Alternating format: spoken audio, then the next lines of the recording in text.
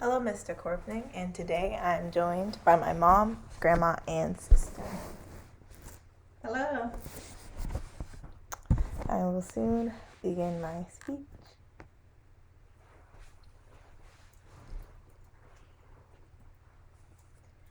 George Floyd, Breonna Taylor, Philando Castile, R. Rosser, and Janisha Fonville. You may recognize these names because they were all the victims of irresponsible and unacceptable actions and inactions of police officers across the country. You might be a little bit more familiar with George Floyd. His death had resuscitated the Black Lives Matter movement, where people marched to oppose police brutality. Policing is a forever changing system, but today I believe it calls for the most reform. The training that police receive is challenged in producing officers who can handle psychologically and situationally tense events. And with this record, as a Black female American, I have this gut-wrenching feeling that maybe one day someone will use my skin color against me to criminalize me. And this is something that no one should have to go through. That's why in this speech, I will review modern police training, disproportional policing, effects of today's policing culture, what is being done to correct these disparities, and my own personally proposed plan. Police departments like to pride themselves on their loyalty and authoritativeness, but their training promotes otherwise. Officers are taught to maintain what's called the warrior mentality. Seth Stoughton in the Harvard Law Review Forum had defined this mentality as an attitude that officers take on during life-endangering situations. This is something that also soldiers take on before going into war. Van Menen's career model of 1973 had outlined the 3 phases of self that officers go through in the introduction stage of training. The first is non-civilian, where an officer is first introduced into law enforcement, and they are first introduced into law enforcement. Then there's the paramilitary phase, where they are taught to focus on one goal, which is to graduate and to assimilate. Lastly is the anticipatory police, where officers are taught that they will soon be able to use their weapon on the streets. Not that they'll be able to help their community, but that they'll be able to use their weapon. Steve Herber's 1998 theory of normative orders was featured in the Police Practice and Research Journal, where he outlined 6 normative orders within policing, which are law, bureaucratic control, adventure, safety, competence, and morality. Everyone is a threat until proved otherwise. This is what officers are taught. Breonna Taylor was not given the chance to prove otherwise, but somehow the officers who killed her were not guilty, even though they can't abide by simple training. The police training usually targets racial minorities and those with mental illnesses. The Statista Research Department had created this chart to outline the number of people who have been shot to death by police from 2017 to 2020 by race. And as you can see, more white people have been killed by police, as they do make up most of the population. However, James Jones in the Journal of Social Issues found that Black men are more likely to be killed by police when unarmed. As of 2020, 809 people have been killed by police, and at least 40% of them were unarmed Black men. And I believe this comes from officers being trained to believe that most crimes are committed by minorities, though they continually approach them with aggressive and biased attitudes. Mental illness. People with mental illnesses are also victims of poor police training. The Vanderbilt Law Review found that people with mental illnesses are 16 times more likely to be killed because police officers simply don't know what to do.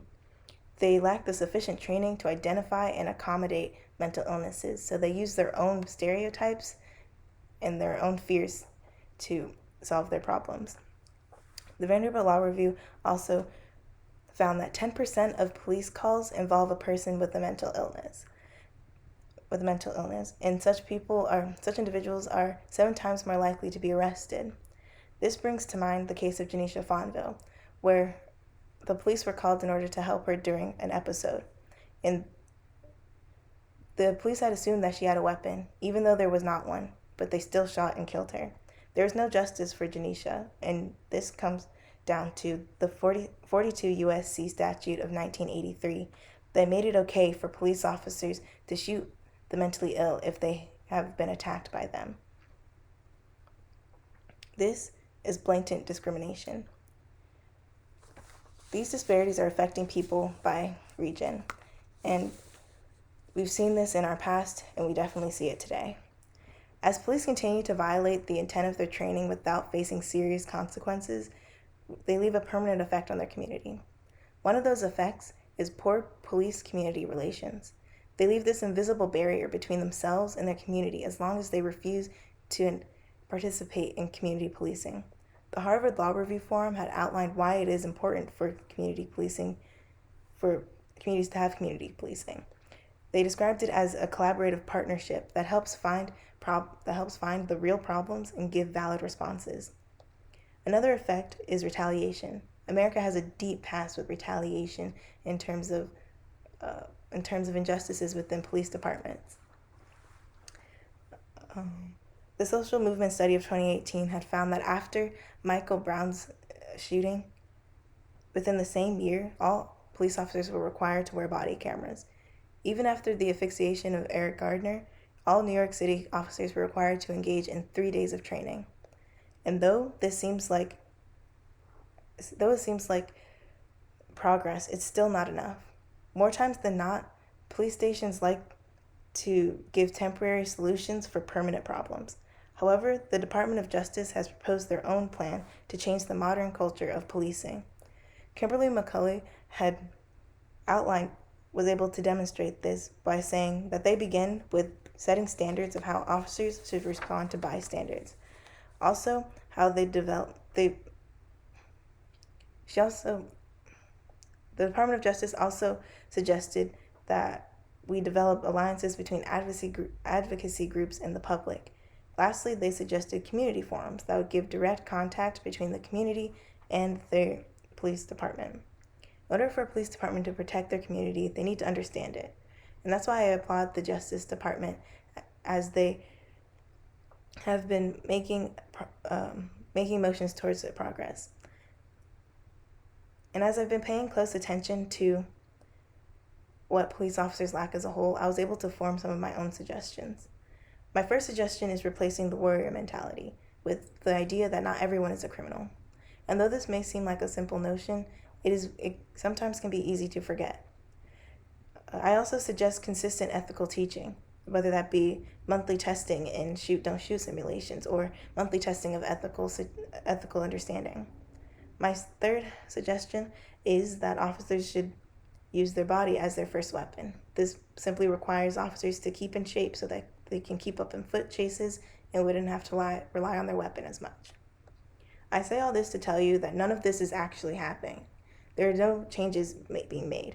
So officers continue to use their dangerous mentality and disguise it as self-defense in order to justify why they brandish their weapon. In conclusion, modern police training is poisoned by disproportional policing, and it is affecting so many people. And though we work towards trying to fix it, we do it without much urgency. And so that encouraged me to make my own plan, and I encourage you to do the same, because no person should be killed in their sleep. No person should be killed for having an episode. No person should be killed because of someone else's biases. No one should have to utter their last words under the knee of someone else, of a police officer. Thank you.